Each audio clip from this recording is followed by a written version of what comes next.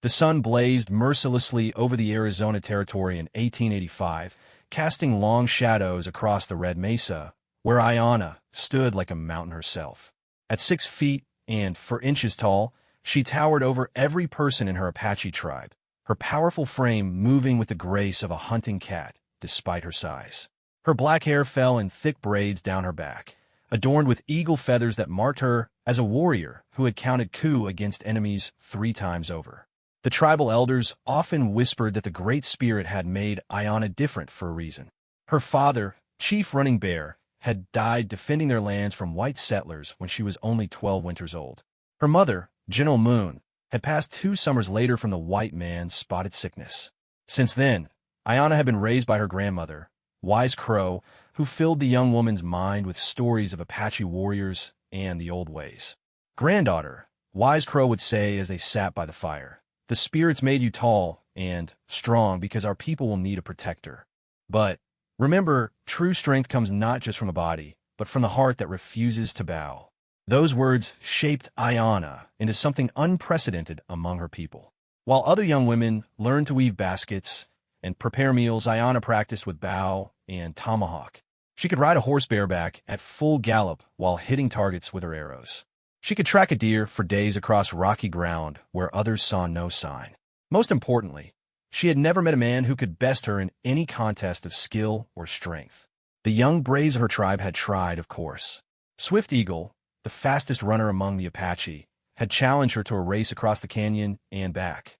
Ayanna had not only beaten him, but had arrived at the finish line so far ahead that she had time to gather firewood before he appeared, gasping and defeated.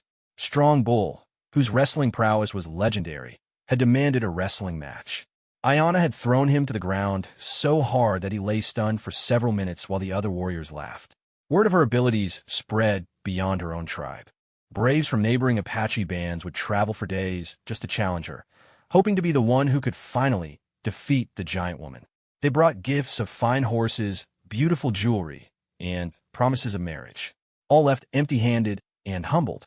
"No man is my equal," Ayanna would declare after each victory, her voice carrying across the desert wind. "The Great Spirit made me complete unto myself. I need no man to make me whole." The tribal medicine man, Gray Owl, worried about her pride. "Ayanna," he warned one evening as she returned from hunting with 2 deer slung across her shoulders, "pride goes before the fall, even for one as mighty as you. The spirits may test you in ways you do not expect." Ayanna laughed, a sound like wind chimes in a gentle breeze. "Let them test me, wise one. I will meet any challenge they send." Her reputation grew like wildfire across the territory. Cowboys in saloons told tales of the Apache giantess who could not be conquered. Soldiers at frontier forts spoke of her in hushed tones, some with fear, others with grudging respect. She had become something of a legend, a symbol of Apache resistance that the white authorities could not capture or control. The truth was that Ayanna had good reason to distrust all men, not just those who challenged her. She had seen what happened to Apache women who trusted the wrong people. Her cousin, Gentle Fawn, had fallen in love with a cavalry officer who promised to take her away from the reservation. Instead, he had abandoned her after a few months, leaving her pregnant and shamed. Her friend, Dancing Water, had married a trader who beat her whenever he drank too much whiskey, which was most nights. "Men speak pretty words," Ayanna told her grandmother one night as they sat under the stars, "but their hearts are divided. They want to possess what they cannot understand, and destroy what they cannot possess." Wise Crow nodded sadly. "Perhaps that is true of most men, granddaughter.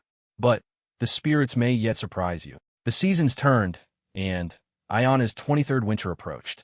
She had never taken a husband, despite numerous proposals from both Apache and other tribal warriors. The white authorities had tried several times to force her onto the reservation at San Carlos, but she always managed to evade their patrols, disappearing into the mountains and canyons she knew like the lines on her own palms. It was during the harvest moon of that year that everything began to change. Ayanna was leading a hunting party through the high country, tracking a small herd of elk that would provide meat for the coming winter. The party consisted of herself, 2 younger braves named Swift Fox and Climbing Bear, and her childhood friend, Singing Bird, who was one of the few women in the tribe allowed to hunt with the men. They had been following the elk trail for 3 days when they crested a ridge, and saw smoke rising from the valley below. Ayana held up her hand, and the party stopped instantly, crouching low among the rocks. Through the clear mountain air, she could see a small camp beside a stream. A single figure moved around a small fire, tending to something that looked like an injured horse. "White man," whispered Swift Fox, his hand moving instinctively to his tomahawk. "Alone," observed Climbing Bear. "Easy prey." Ayana studied the scene through narrowed eyes. The man was tall, nearly as tall as herself, with broad shoulders and sun-darkened skin. His clothes were simple working gear, not the fancy uniform of a cavalry officer or the expensive suits worn by government agents. His horse, a beautiful paint mare, was clearly lame, favoring her right front leg. "We watch," Ayana decided.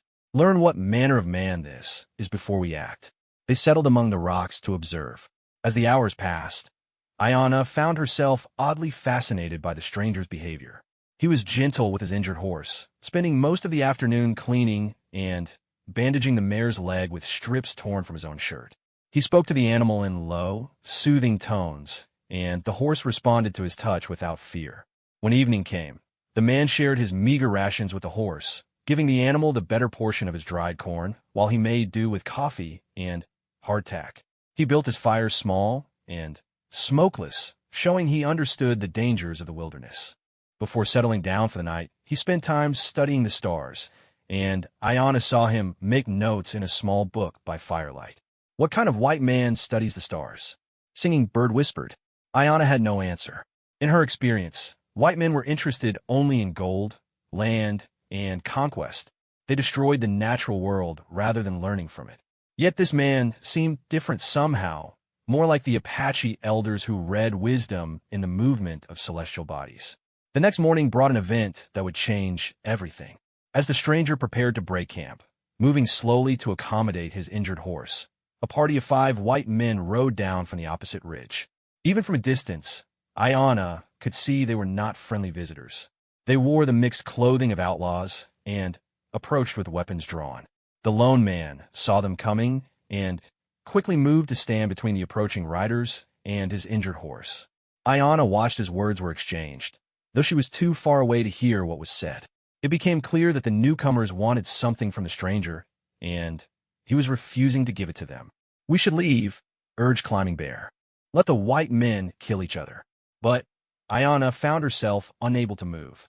Something about the stranger's stance, the way he protected his injured animal despite being outnumbered 5 to 1, stirred something unexpected in her chest. When the outlaws dismounted and began advancing on him with drawn guns, she made a decision that surprised even herself. "We fight," she announced, rising from cover. "What?" Swift Fox stared at her in shock. "Ayana, they're all white men. Why should we care which ones live or die?" "Because," she said, already moving down the slope with her bow in hand, "some fights are about more than the color of a man's skin." The battle was brief, but fierce. Ayana's arrows took down 2 of the outlaws before they even knew they were under attack. Swift Fox and Climbing Bear, loyal despite their confusion, engaged the other 3 with tomahawks and war clubs. Singing Bird positioned herself to cut off any escape routes. The stranger, freed from having to face all 5 men alone, proved to be a formidable fighter himself.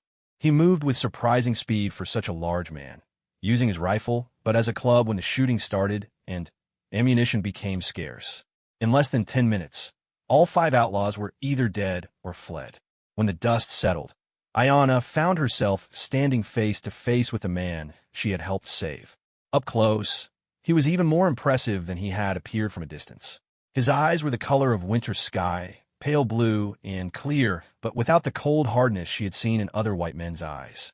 His hair was the color of sun-dried grass, and his hands, she noticed, were calloused from honest work rather than soft from counting money. "Thank you," he said simply, his voice deep and warm. "I'm in your debt." Ayana studied him carefully. He showed no fear, despite being surrounded by armed Apache. His gratitude seemed genuine, without the false smile or nervous laughter she had come to expect from whites who found themselves at her mercy. "You fought well for a white man," she said in English, which she had learned from traders and missionaries. "You fight well for anyone," he replied, and she detected no mockery in his tone. "I've never seen archery like that." His honesty caught her off guard. Most men, white, or Apache, would have made excuses for why they needed help, or claimed they could have handled the situation alone. This man simply acknowledged her skill and expressed his thanks. "I am Ayana of the Chiricahua Apache," she said, curious to see his reaction to her tribal affiliation. "I'm Jake Morrison," he replied. "I raise horses and cattle up in the Dragoon Mountains." "You are far from home, Jake Morrison. My mare went lame 2 days back. I was trying to get her somewhere she could rest and heal before pushing on." Ayana looked at the injured horse, then back at Jake. "You gave her your food last night." Jake seemed surprised that she had been watching. "She needed it more than I did.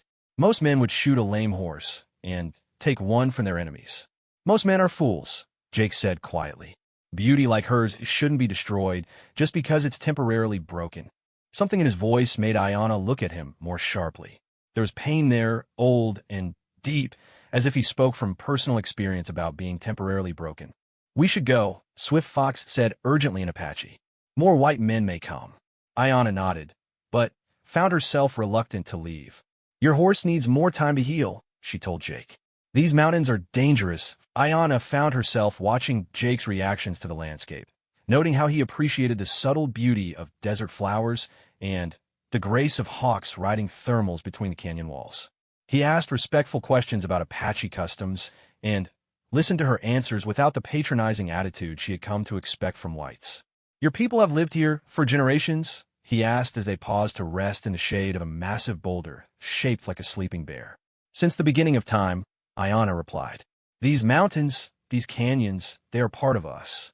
To leave them would be like cutting out our hearts." Jake nodded slowly. "I understand that feeling. The land gets into your blood, becomes part of who you are. Do you feel that way about your ranch?" "I do. But I also understand that some claims are older and deeper than others."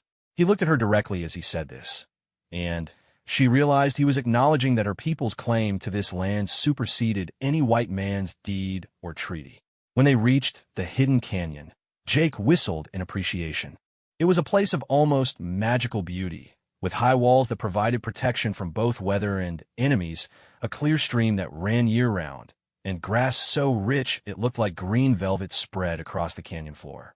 "Few white men have ever seen this place," Ayana told him as they made camp.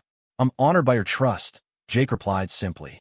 That evening, as they sat by their small fire with his mare grazing peacefully nearby, Ayana found herself talking more freely than she had with any man, white or Apache. Jake seemed genuinely interested in her stories about Apache traditions, about the warrior training she had received, about her dreams for her people's future. "You never married?" he asked at one point, then quickly added, "Forgive me if that's too personal a question." "I never found a man worthy of the name," Ayana replied honestly. "Most want to tame what they do not understand, or possess what they cannot earn. And you don't want to be tamed or possessed." Ayana laughed, but not unkindly. "Would you want to cage an eagle because you admired its flight?" "No," Jake said quietly. "I want to learn to fly myself." The words hung in the air between them like smoke from a fire. Ayana felt something shift inside her chest, a loosening of defenses she had built over many years. "What about you?" she asked. "No wife waits for you at your ranch." Jake's face grew shadowed. "There was someone once. Sarah.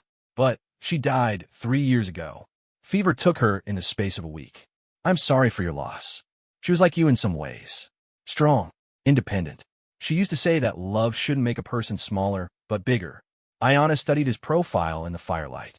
"She sounds like a wise woman." She was. "She also would have liked you, I think." The next morning, Jake's mare was already showing improvement. The rest and good feed had worked wonders, and though she still favored the injured leg slightly, she was clearly ready to travel. "I should go," Jake said, though he seemed reluctant to leave the peaceful canyon. "Yes," Ayana agreed, though she felt the same reluctance. As they prepared to part ways at the canyon's mouth, Jake turned to her with obvious hesitation. "Ayana, I know this might sound presumptuous, but if you're ever in the area of the Dragoons, my ranch is in a valley about 10 miles south of the main peak. You'd be welcome there."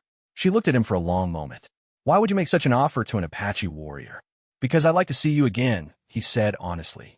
"And because I think you're remarkable, regardless of what blood runs in your veins."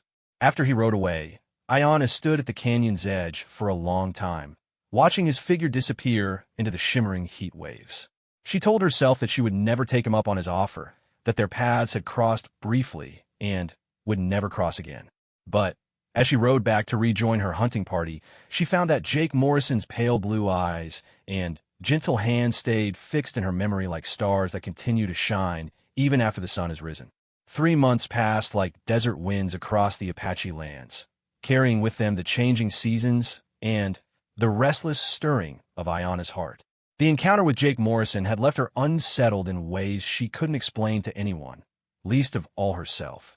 She threw herself into her duties with fierce determination, leading hunting parties farther into the mountains, practicing her warrior skills until her muscles ached, and challenging every brave who dared suggest she had grown soft. Yet in quiet moments, when the fire burned low and her grandmother's ancient stories filled the darkness, Ayana found her thoughts drifting to pale blue eyes and gentle hands that treated injured animals with such tenderness. She would catch herself remembering the sound of Jake's voice as he spoke about his dead wife, the pain that had flickered across his features like shadows of clouds passing over sunlit stone. "Granddaughter," Wise Crow observed one evening as they sat outside their wickiup, grinding corn for the winter stores, "you have been like a restless horse lately. What troubles your spirit?" Ayana's hands stilled on the grinding stone. Her grandmother's eyes, though clouded with age, still saw too clearly into the hearts of those she loved. "Nothing troubles me, grandmother. I am the same as always." Wise Crow made a skeptical sound deep in her throat. The same Ayana would not spend so much time staring toward the Dragoon Mountains. The same Ayana would not refuse 3 marriage proposals in 1 week without even bothering to hear the suitor's words. It was true. Young warriors continued to arrive seeking Ayana's hand, but lately she had no patience for their boasting and posturing. They seemed like boys playing at being men, lacking the quiet strength and genuine respect she had glimpsed in Jake Morrison. "I refuse them because none are worthy," Ayana said, resuming her grinding with perhaps more force than necessary. "Or because you have seen something in a white man's eyes that you did not expect to find there." Ayana's hands froze completely. Her grandmother's words hit her like an arrow finding its mark. "Swift Fox spoke of the day you saved the horsekeeper." Wise Crow continued gently. "He said you watched the white man for many hours before deciding to help him. He said you spoke together by the fire like old friends sharing stories." "I was learning about our enemies," Ayana protested, but the words felt hollow even as she spoke them. "Perhaps. Or perhaps you learned that not all white men are enemies." Before Ayana could respond, the sound of approaching horses interrupted their conversation. A messenger arrived from the main camp, his horse lathered with sweat and his face grim with urgency. "Ayana," he called out as he dismounted. "Chief Spotted Horse sends word. The blue soldiers are coming. A full patrol led by Captain Williams." Captain Williams was well known among the Apache as a harsh man who viewed all Indians as potential threats to be controlled or eliminated. Unlike some of the younger officers who might be reasoned with, Williams had years of frontier experience and a reputation for showing no mercy to those who resisted his authority. "How many soldiers?" Ayana asked, already reaching for her weapons. 20 mounted cavalry, plus Williams himself. "They're searching the eastern canyons, moving this way." Ayana's mind raced. The eastern canyons included the hidden valley where she had taken Jake to heal his horse. If the soldiers were conducting a thorough search, they might discover that sacred place, might defile it with their presence, and claim it for their maps. "Tell the others to break camp and move north to the winter caves," she instructed the messenger. "I will scout ahead and watch the soldiers' movements." "Ayana," Wise Crow caught her granddaughter's arm as she prepared to mount her horse. "Be careful. These white soldiers are not like the horsekeeper. They'll shoot first and ask questions later." "I know, grandmother. I will return safely." But as Ayana rode toward the Dragoon Mountains, she wasn't entirely sure that was true. Something was driving her forward that had little to do with military reconnaissance, and everything to do with the growing certainty that Jake Morrison might be in danger. It took her most of the day to reach the area where Jake had said his ranch was located. She had never been there before, had never even intended to seek it out, yet somehow her feet seemed to know the way. The valley he had described lay spread before her as the sun began its descent toward the western horizon, a green ribbon of grassland bordered by rocky hills and dotted with grazing cattle. The ranch house was simple but well-built, constructed of local stone and timber with a wide porch that faced the evening sun. Corrals and Outbuildings were arranged in a practical pattern that spoke of years of thoughtful development. Smoke rose from the chimney, and Iona could see Jake moving among the horses in the main corral. She was about to reveal herself when a thunder of hoofbeats from the south made her freeze in her hiding place among the rocks. 21 mounted soldiers crested the ridge and rode down toward the ranch at a steady trot, their weapons clearly visible and their intentions unknown. Iona watched as Jake emerged from the corral to meet them, his movements calm and unhurried despite being vastly outnumbered. Even from her distance, she could see Captain Williams dismount and approach him with the swagger of a man accustomed to intimidating others. The conversation was too far away for her to hear the words, but the body language told a clear story. Williams was demanding something, gesturing aggressively, and obviously growing frustrated with Jake's responses. Jake remained calm, his hands visible and non-threatening, but his posture showed he was not intimidated by the officer's bluster. The situation escalated quickly. One of the soldiers drew his rifle, pointing it directly at Jake's chest.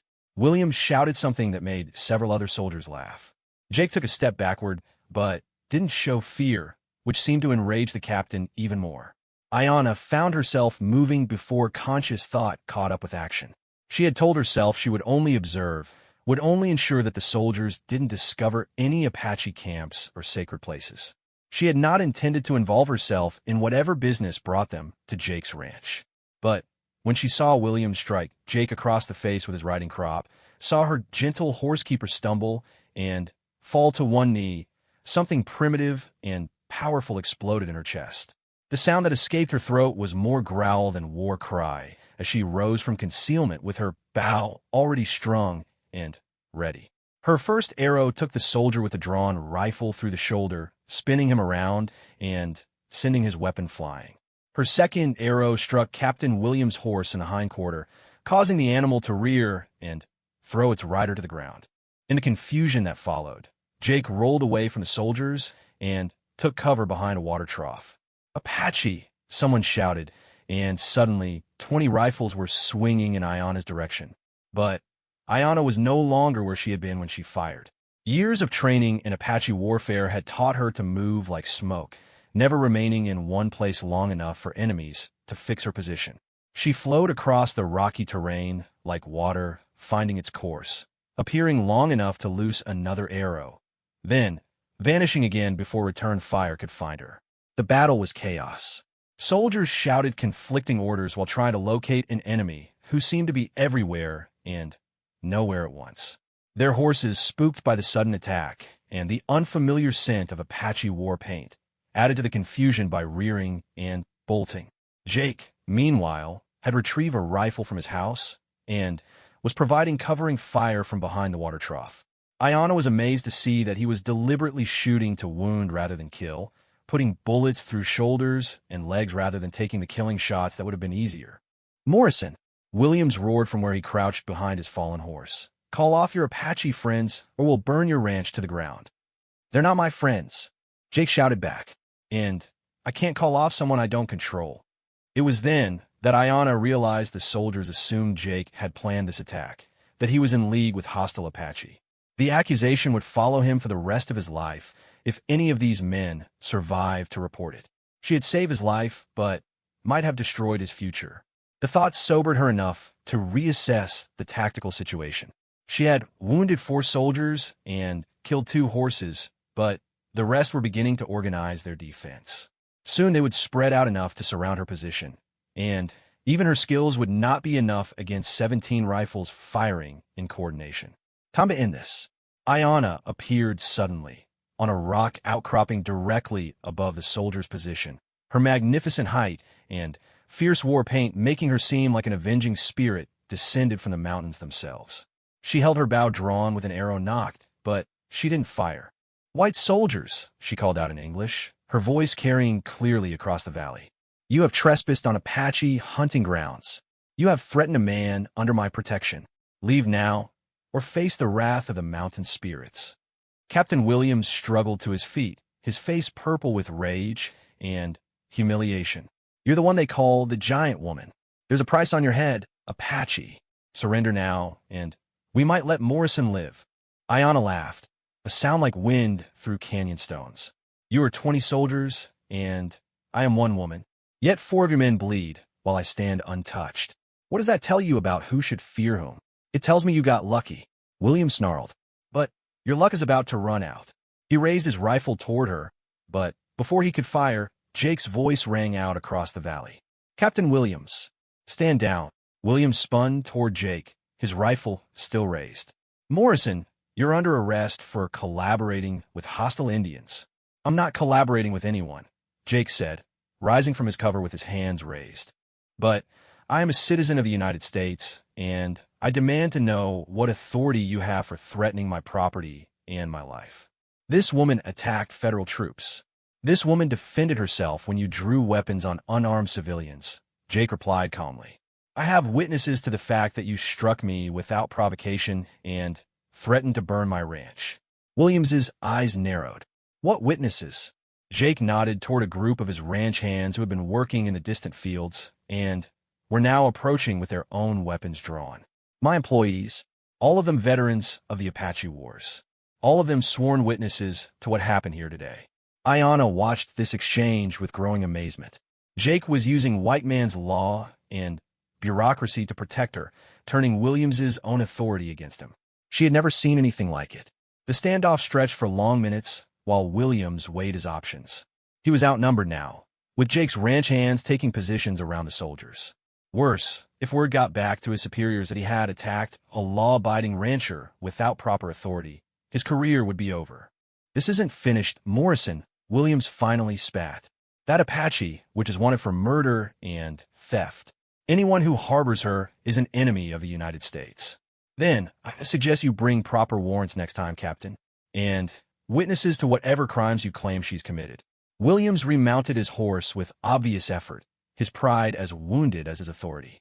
Move out, he barked to his men. We'll settle this in a proper court of law. As the soldiers rode away, Ayanna found herself alone with Jake and his ranch hands. The cowboy stared at her with mixtures of fear, respect, and curiosity, but Jake simply walked toward her position with the same calm demeanor he had shown throughout the entire confrontation. You can come down now, he called up to her. They're gone. Ayanna descended from the rocks with fluid grace, though she kept her bow ready and her eyes on the ranch hands.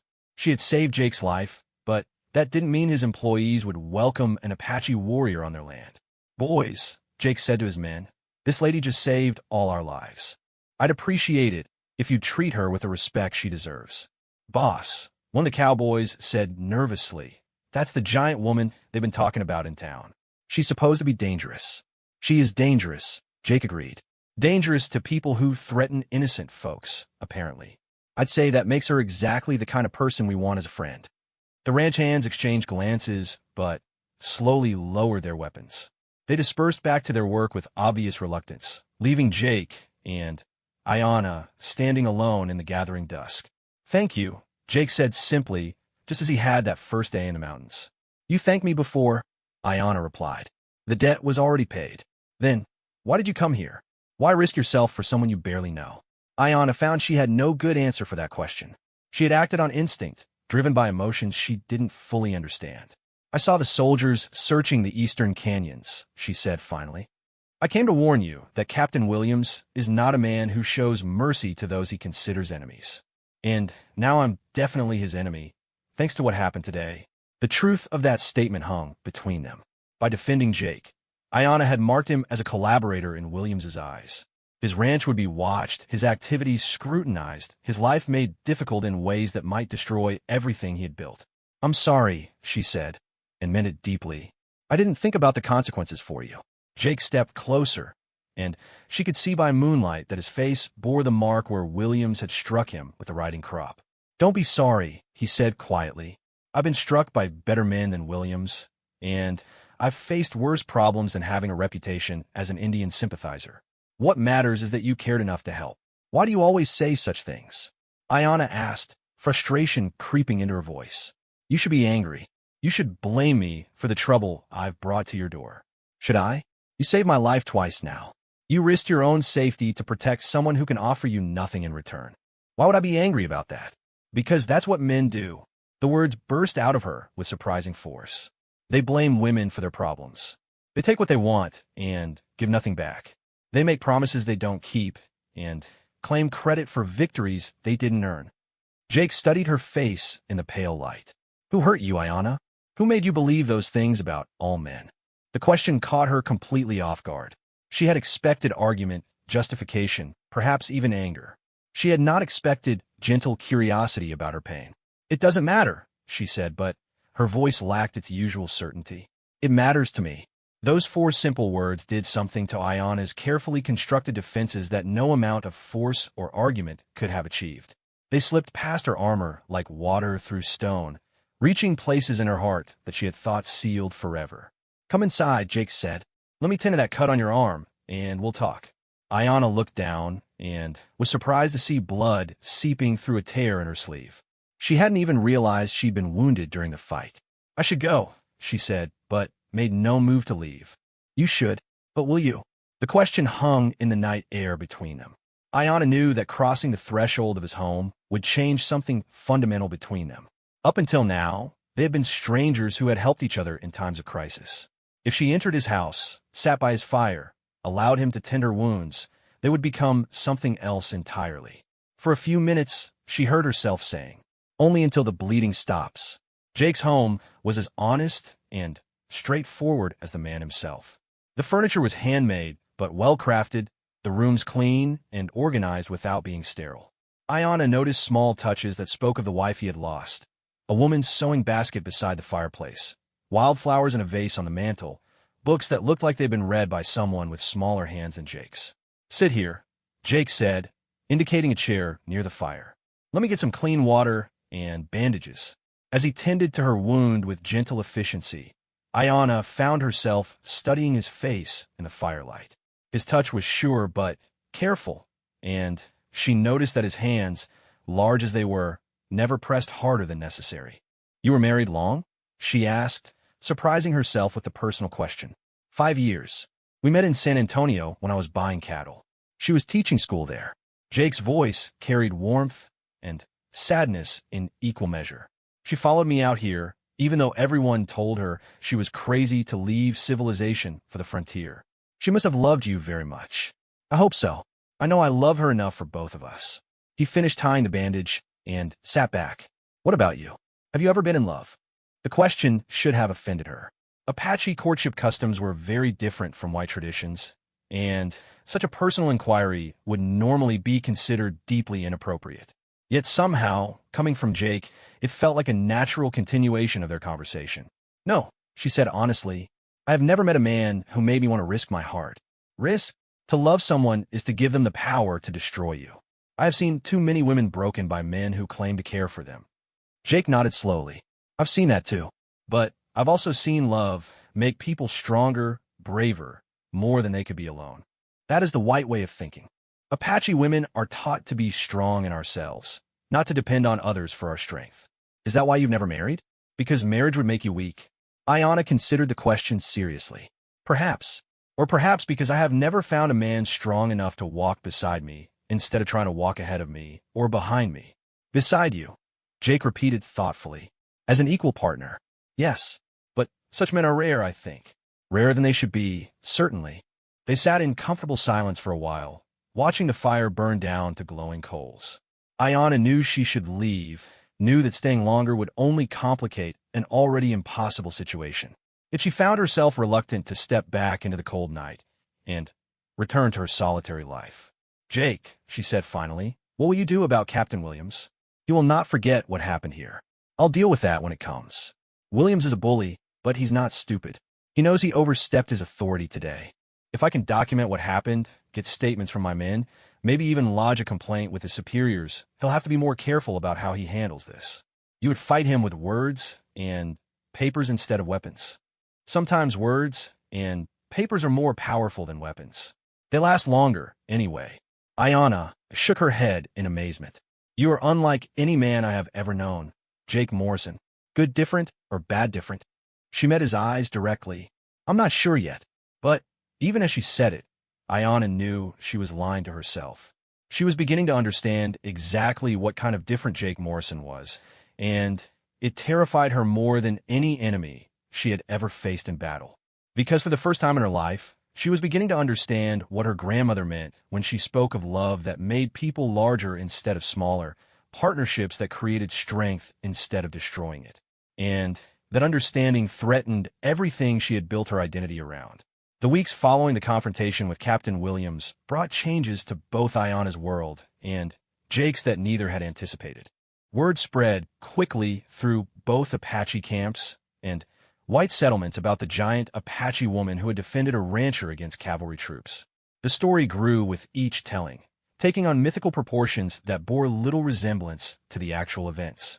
In the Apache camps, tribal elders debated what Ayana's actions meant for their people's relationship with the whites. Some praised her courage in standing up to the blue soldiers. Others worried that she had brought unwanted attention to their traditional territories and might provoke harsh retaliation from the military. "You have made yourself a bridge between two worlds," Chief Spotted Horse told her during a council meeting. But bridges are often burned by those who fear what lies on the other side. Ayana had no answer for the wisdom in his words. She spent her days hunting and training as she always had, but her nights were filled with restless dreams of pale blue eyes and gentle hands. She found herself riding toward the Dragoon Mountains more frequently than she cared to admit, always finding reasons to scout the area for military activity or track game that seemed to lead her in Jake's direction.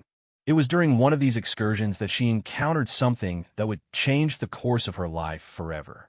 She had been following a deer trail through a narrow canyon when she heard the sound of someone crying. The sound was soft and muffled, the kind of weeping that comes from someone trying desperately not to be heard. Ayana's warrior instincts immediately went on alert as she dismounted and moved quietly toward the source of the sound. Hidden behind a cluster of boulders, she discovered a young Apache girl of perhaps 12 winters, curled in a ball with her face buried in her hands. The child's clothes were torn and dirty, and Ayana could see bruises on her arms and legs that spoke of rough treatment. "Little sister," Ayana said softly in Apache, "what brings you to cry alone in the wilderness?" The girl's head snapped up, revealing a face marked by fear and exhaustion. She scrambled backward against the rocks, as if preparing to flee. "Don't run," Ayana said, settling herself on the ground to appear less threatening. "I'm Ayana of the Chiricahua. You're safe with me." The girl's eyes widened with recognition. "You are the giant woman, the one who fights the blue soldiers, among other things. What is your name, little sister?" "I'm called Morningstar," the girl whispered. I was of Chief Red Cloud's band." Ayana's heart sank. Red Cloud's band had been forced onto the San Carlos reservation 6 months earlier. The conditions there were notoriously harsh, with inadequate food and water, corrupt agents who sold supplies for profit, and military guards who treated the Apache like dangerous animals rather than human beings.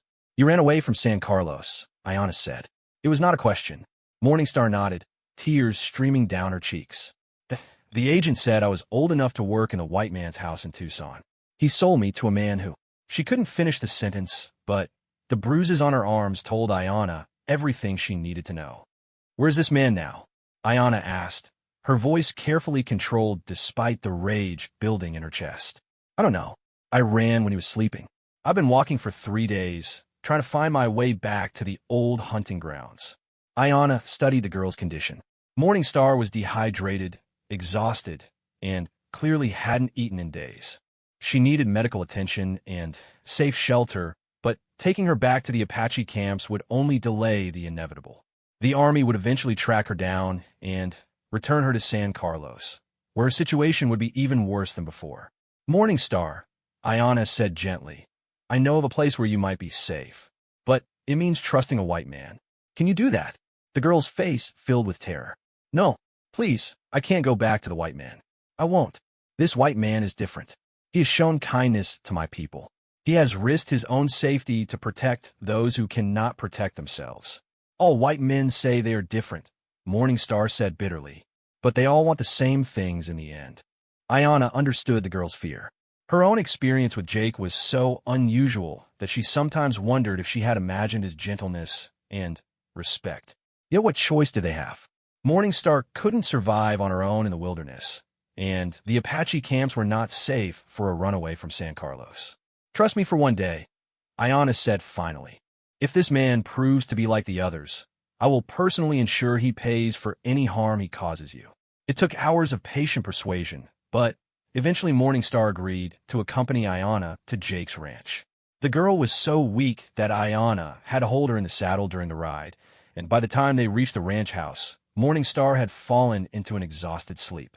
Jake emerged from the barn as they approached, his face showing surprise and concern at the sight of the injured child. "She needs help," Ayana said without preamble as she dismounted with Morningstar in her arms. "Bring her inside," Jake said immediately, opening the door and stepping aside. Sarah's room still has the bed made up. As Ayana carried Morningstar into the house, she noticed that Jake didn't ask questions about who the girl was or how she had been injured. He simply focused on providing immediate assistance, gathering clean water and medical supplies while Ayana settled the child on the bed. "She's been beaten," Jake observed quietly as he examined Morningstar's injuries. "And she's severely malnourished. She escaped from San Carlos," Ayana explained. "The Indian agent sold her to a white man in Tucson." Jake's face darkened with an expression Ayana had never seen before. "Sold her? Like property? It happens more often than you might think. Young Apache women disappear from the reservations all the time. The agents claim they died of sickness or ran away, but the truth is they're sold to white men who want servants or—" She didn't finish the sentence. "Or worse," Jake completed grimly. He was cleaning a particularly nasty cut on Morningstar's arm with gentle precision. "This child can't be more than 12 years old. 12 winters by Apache counting. Old enough to be valuable to men who see our people as less than human." Jake was quiet for a long moment, focusing on his work. When he spoke again, his voice was carefully controlled. "She can't go back there. No, but she can't stay here either. When the authorities discover she's missing, they'll search everywhere. If they find her here, they'll arrest me for harboring a fugitive Indian," Jake finished. "I know. Then you understand why I cannot ask you to take this risk." Jake looked up from his medical work to meet Ayana's eyes directly. "You're not asking. I'm offering." "Jake, you don't understand what this could mean for you. Captain Williams is already looking for reasons to cause you trouble. If he finds an escaped reservation Indian in your home, he'll have you arrested or worse. Then we'll have to make sure he doesn't find her." The simple determination in Jake's voice made Ayana's chest tighten with emotions she couldn't name. "Why would you do this? Why risk everything for a child you don't even know?" "Because it's the right thing to do. Because no child should be treated like property. And because—" He hesitated, then continued quietly, "because I've seen what you're willing to risk for people who matter to you. I like to think I have that same kind of courage." Over the next few days, Jake's ranch became a haven for the recovering Morningstar. Jake moved the girl into his late wife's room and treated her with the gentle courtesy he might have shown his own daughter. He spoke to her in the few Apache words he had learned from Ayana, brought her books to look at while she healed, and never once made her feel like a burden or an intruder. Ayana found herself staying at the ranch longer than she had intended, partly to ensure Morningstar's safety, and partly because she was fascinated by Jake's interaction with the girl.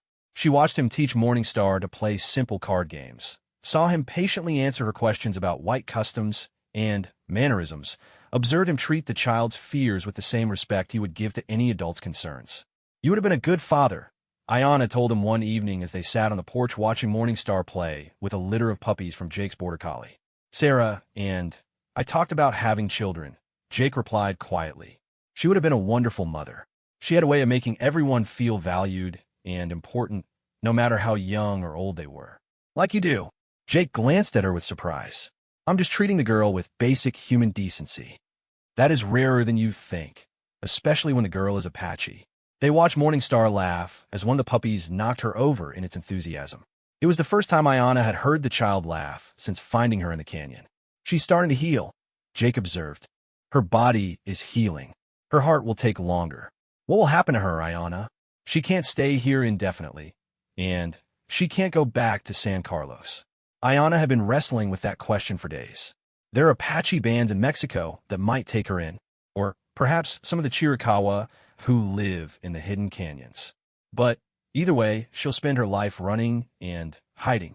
There has to be another option, such as— Jake was quiet for a long moment, and Ayana could see him working through some complex problem in his mind. "What if she wasn't Apache?" he said finally. "What do you mean?" What if she was an orphan Mexican girl who had been raised by Apache?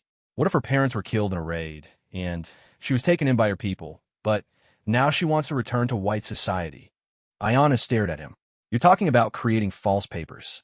False identity. I'm talking about giving her a future that doesn't involve running for the rest of her life. That's a serious crime, Jake. If the authorities discover the deception, they'd have to prove she was Apache first. And Morningstar is light-skinned enough that she could pass for Mexican with the right clothes and story. Ayana felt her heart race as she considered the implications of Jake's proposal.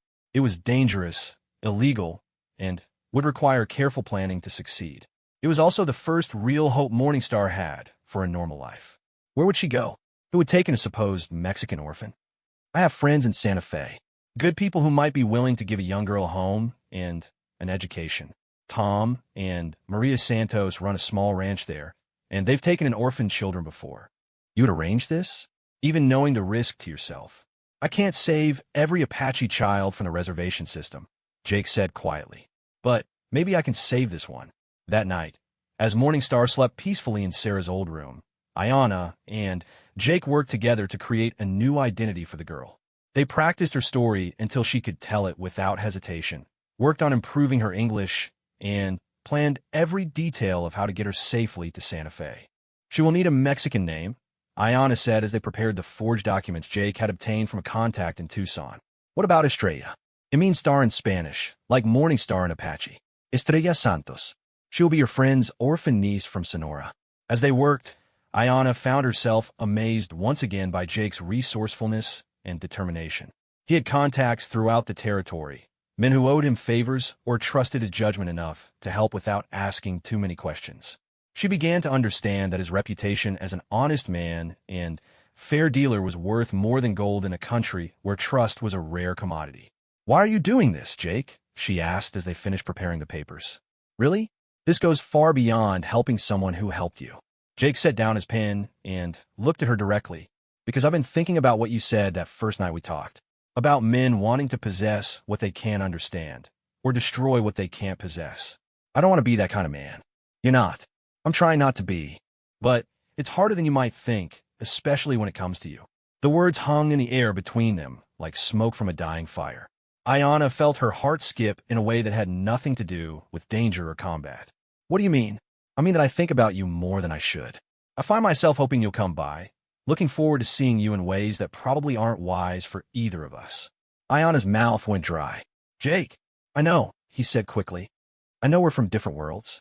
I know there's no future for someone like me with someone like you. I'm not asking for anything, Ayana. I just wanted you to know that these feelings exist. You don't understand, she said quietly. The problem isn't that we're from different worlds.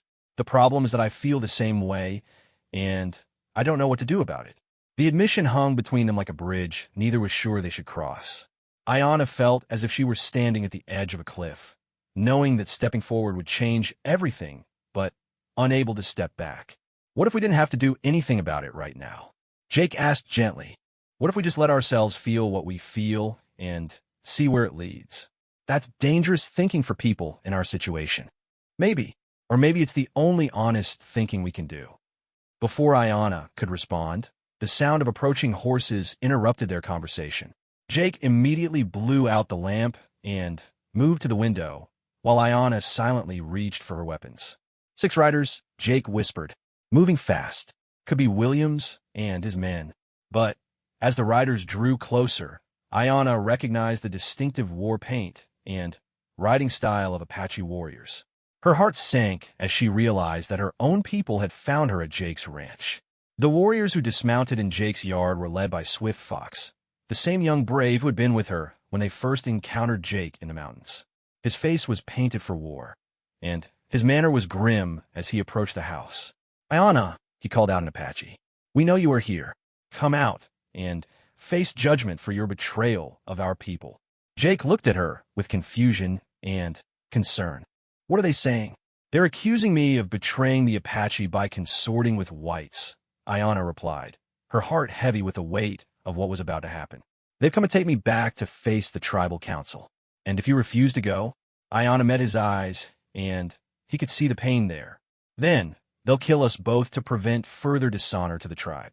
Ayana, Swift Fox called again. You have 1 minute to come out, or we'll come in after you. Jake's hand moved to his rifle, but Ayana caught his wrist. No, she said quietly. If you fight them, it will only prove everything they believe about whites. And if you kill Apache warriors, there will be war. I can't just let them take you. You have to. But Jake. She turned to face him, memorizing the lines of his face in the darkness. Promise me you'll get Morningstar's safety. Promise me her sacrifice won't be for nothing. Ayana, there has to be another way. Promise me. Jake's voice was rough with emotion when he finally answered. I promise. Ayana stepped toward the door, then paused and looked back at him one more time. For what it's worth, she said quietly, I think Sarah would have approved of the man you've become. Then, she opened the door and stepped out to face whatever judgment awaited her, leaving Jake Morrison standing alone in the darkness, wondering how love could feel so much like loss. The trial of Ayana before the Apache Tribal Council was unlike anything in the memory of the elders.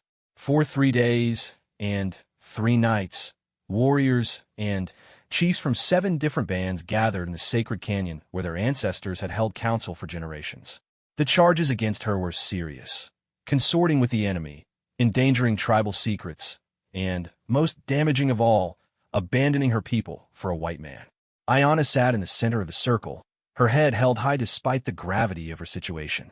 She had been stripped of her weapons and warrior's paint, but her dignity remained intact. Around her, familiar faces showed expressions ranging from disappointment to anger to genuine sorrow at her perceived betrayal. Chief Spotted Horse, as the eldest among them, spoke first. Ayana, daughter of Running Bear, you stand accused of bringing shame upon your people and endangering the tribe through your association with white soldiers and civilians. How do you answer these charges? I answer that I have always acted in the best interests of our people, Ayana replied, her voice carrying clearly across the assembled warriors. Every choice I have made has been guided by the teachings of my grandmother and the wisdom of my ancestors. Swift Fox leaped to his feet, his young face flushed with righteous anger. How can you claim to serve our people when you spend your days at the ranch of a white man? How can you speak of ancestral wisdom when you share food and fire with our enemies?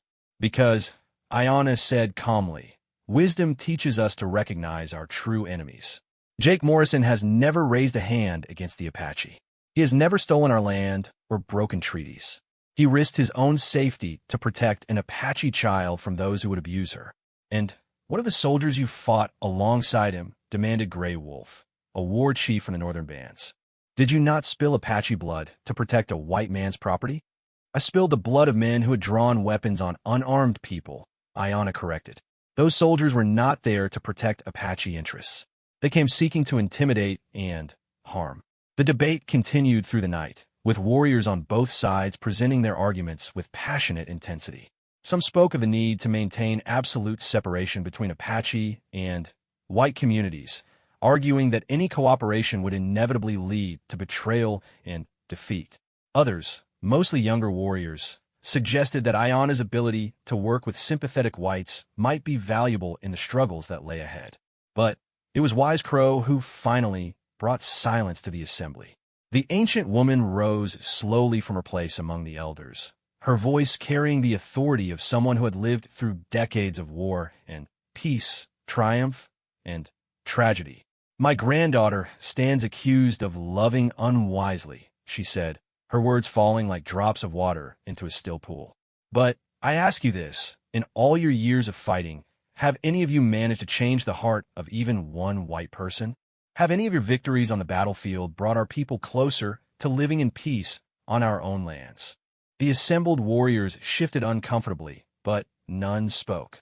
Ayana has done something none of us have accomplished, Wise Crow continued. She has found a white man who sees our people as human beings worthy of respect and protection. Perhaps instead of punishing her for this achievement, we should be asking ourselves what we might learn from it. You ask us to trust white men based on the actions of one person? Swift Fox challenged. How many times have our people been betrayed by whites who spoke of friendship? I ask you to consider that if even one white man can change, perhaps others can as well, Wise Crow replied.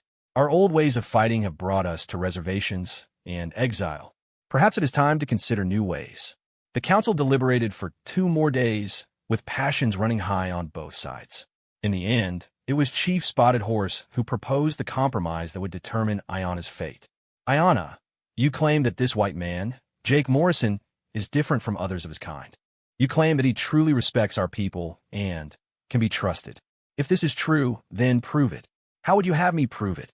Ayana asked. Accept a challenge that will test both his honor and your judgment.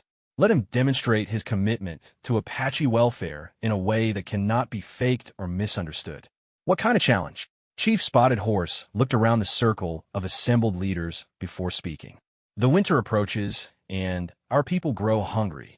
The reservation supplies are inadequate, and hunting is forbidden by white law. If your Jake Morrison truly cares for Apache welfare, let him help us feed our children without asking for anything in return. You wanted to ask him to steal cattle for us? Ayana said, confused. No, theft would prove nothing except that he can be corrupted. We want him to find a legal way to provide food for our people. If he can do this, if he can work within white man's law to help Apache families survive the winter, then perhaps there is hope for understanding between our peoples. Ayana considered the challenge. It would require Jake to use his connections and reputation within white society to benefit people most whites considered enemies. Success would prove his sincerity, but might also destroy his standing in his own community. Failure would likely mean her exile or death. And if he refuses this challenge, or if he fails, then you will be banished from all Apache lands forever, Chief Spotted Horse said solemnly. You will become a person without a people, welcomed neither by Apache nor by white society. And if he succeeds, then your judgment will be vindicated, and the tribal council will consider establishing formal communication with this man to explore possibilities for cooperation. Ayana felt the weight of her entire people's future settling on her shoulders. The challenge was fair, but enormous in its implications. Jake had already risked much to help Morningstar, but this would require far greater sacrifice and commitment. I accept, she said finally, but I request 2 conditions. Speak them. First, that Jake Morrison be given a full moon cycle to accomplish this task. Legal solutions take time in the white world. Granted. And the second condition, that I be allowed to explain the situation to him myself, so that he understands exactly what is being asked and what the consequences will be. Chief Spotted Horse conferred quietly with the other leaders before nodding his agreement. You have until the next full moon to present Jake Morrison with this challenge, and for him to complete it. You will remain in our custody until then, to ensure you do not simply flee with your white lover. As the tribal council dispersed, Ayana felt a mixture of hope and terror unlike anything she had ever experienced. She had bought Jake time and opportunity to prove himself, but she had also placed his life and future in terrible danger. If he failed, she would lose not only her own place among her people, but any chance of a life with the man she was beginning to love. That night, under heavy guard, Ayana was allowed to send a message to Jake through one of the more sympathetic young warriors. The message was simple: meet me at the hidden canyon where we first talked. Come alone and unarmed. Our future depends on what happens next. Jake arrived at the canyon 2 days later, as Ayana had known he would. Even from her guarded position on the canyon rim, she could see the tension in his posture as he waited by the stream where they had shared their first real conversation. Her guard allowed her to descend to meet him, but they remained visible on the rocks above, their weapons ready. Jake's face showed relief when he saw her, followed quickly by concern as he noticed her circumstances. Are you all right? He asked immediately. When I got your message, I wasn't sure if you were free or if this was some kind of trap. I'm unharmed, Ayana assured him. But I'm not free. My people have put me on trial for consorting with whites. This meeting will determine both our fates. She explained the challenge as simply and clearly as she could, watching Jake's face as he absorbed the magnitude of what was being asked. When she finished, he was quiet for a long time, staring into the clear water of the stream. They wanted to find a legal way to feed hungry Apache families, he said finally. Families whose own government is supposed to be caring for them, but isn't. Yes. And if I can't do it, you'll be banished from your people forever. That's correct. Jake looked up at her, his pale blue eyes serious, but not afraid. What happens if I succeed? What does that mean for us? I don't know, Ayana admitted. The council spoke of cooperation between our peoples, but they didn't define what form that might take. As for us, she struggled to find words for feelings that had no names in either Apache or English. I suppose we will be free to find out what we mean to each other. And what do you think we mean to each other, Ayana? The question hung between them like a bridge waiting to be crossed. Ayana had spent weeks avoiding this conversation, afraid of the implications and consequences. Now, with everything she valued hanging in the balance, honesty seemed like the only option left. I think you're the first man I've ever met who makes me want to be part of something larger than myself, she said quietly. I think you're the first person who's ever made me believe that love might be about strength shared rather than strength surrendered. Jake's face softened with emotion. I think you're the strongest, most remarkable woman I've ever known. I think losing Sarah taught me that love isn't something you hold on to, it's something you choose to give freely every day. And I think I'd like the chance to choose you if you'll have me. Even knowing what it would mean? Even knowing you'd be choosing a life of constant danger and uncertainty? Ayana, I've been thinking about this for weeks. Any life worth living involves risk. The question isn't whether there will be challenges, it's whether you face them alone or with someone who makes you stronger. Above them, one of the guards called out that their time was almost finished. Ayana felt panic rise in her chest at the thought of leaving Jake again, of not knowing when or if she would see him again. Jake, you don't have to accept this challenge. You could leave Arizona, start over somewhere else. No one would blame you for refusing to risk everything for people who aren't even your own. But they're my own now, Jake said firmly. The moment I started caring about you, your people became my people too. I'm not going anywhere, Ayana. The task may be impossible. I don't know how white society works well enough to know if what they're asking can be done. Then I'll learn. I'll find a way. And if you fail, Jake reached out and touched her face gently, his thumb tracing the line of her cheekbone. Then, at least I'll fail while trying to be worthy of you. The guards called again, more insistently this time.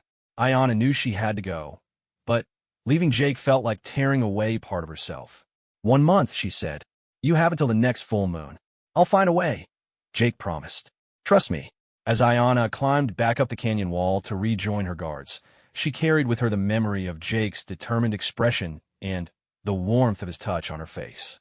For the first time since her trial began, she allowed herself to hope that love might indeed be stronger than the forces trying to tear them apart. But hope, she knew, would not be enough. Jake would need all his intelligence, resourcefulness, and connections to accomplish what the tribal council had demanded. And even if he succeeded, they would still face the challenge of building a life together across the divide between two worlds that had been at war for generations. The next month would test not just Jake's commitment to her and her people, but the very possibility of love surviving in a world determined to keep them apart. The days following Jake's meeting with Ayana in the canyon passed like a fever dream. He knew that somewhere in the mountains, the woman he loved sat under guard, her fate dependent on his ability to accomplish what seemed impossible. The challenge before him was not simply to provide food for Apache families, but to do so in a way that would prove to both communities that cooperation between their peoples was possible. Jake began by taking inventory of everything he knew about law, politics, and business in the Arizona territory. His years as a rancher had taught him that success often came from finding solutions that benefited everyone involved. But this situation was more complex than any business deal he had ever attempted. The first obstacle was legal. Apache people were confined to reservations by federal law, and providing them with resources outside official channels could be considered interference with government policy. Any solution would need to work within the existing legal framework or find loopholes that couldn't be challenged in court. The second obstacle was social. Most white settlers viewed Apache people as dangerous enemies who deserved their harsh treatment. Convincing those same settlers to voluntarily help feed Apache families would require changing deeply held prejudices that had been reinforced by years of conflict. Jake spent 3 sleepless nights poring over territorial law books and federal regulations, looking for any legal precedent that might help. It was on the 4th morning that he found his answer in an unexpected source. A conversation with Father Miguel Santos, the elderly priest who served the Mexican and Indian communities around Tucson. My son, Father Miguel said as they sat in his small mission church, you are thinking like a rancher when you should be thinking like a shepherd. I don't understand, Father. A rancher sees his cattle as property to be managed and protected. A shepherd sees his flock as individuals to be cared for, each with their own needs and value. The law treats Apache people like cattle, but the church teaches us to see them as children of God. Are you suggesting I work through the church somehow? I am suggesting that charity has always been beyond the reach of politics. No law prevents Christians from feeding the hungry, regardless of the color of their skin or the language they speak. The idea that began forming in Jake's mind was audacious, but potentially brilliant. If he could organize a charitable effort to provide food for all hungry families in the territory, he could include Apache families without specifically targeting them. The key would be making the effort appear to benefit everyone while actually addressing the specific crisis facing the Apache. Jake spent the next week traveling throughout the territory, talking to ranchers, merchants, and religious leaders about organizing a territorial food drive for families affected by the harsh conditions of frontier life. He was careful never to mention Apache people specifically, instead speaking in general terms about Christian charity and community responsibility. The response was better than he had dared hope. Many of the ranchers and farmers had surplus supplies they were willing to donate, especially with winter approaching and the territorial economy struggling. The merchants saw an opportunity to build goodwill in their communities, and the religious leaders embraced the chance to put their faith into action. But Jake knew that good intentions would not be enough. He needed to ensure that the food would actually reach Apache families, and he needed to do it in a way that wouldn't trigger military intervention or accusations of treaty violations. The solution came from an unexpected source. Dr. Elizabeth Hayes, a widowed doctor who had recently arrived in the territory to establish a medical practice. Dr. Hayes had been treating patients from all ethnic groups and had seen firsthand the malnutrition affecting Apache children on the reservations. "Mr. Morrison," she said when Jake approached her about joining the charitable effort, "I've been looking for a way to help these families without violating federal restrictions. If we organize this as a medical outreach program, providing food as part of treating malnutrition, we might be able to work within the existing legal framework. You would be willing to extend your medical practice to include Apache families?" I took an oath to help all people, regardless of their race or circumstances. "Besides," she added with a wry smile, "I'm a widow with no family ties to protect. I can take risks that others might not be able to afford." Together, Jake and Dr. Hayes developed a plan that was elegant in its simplicity. They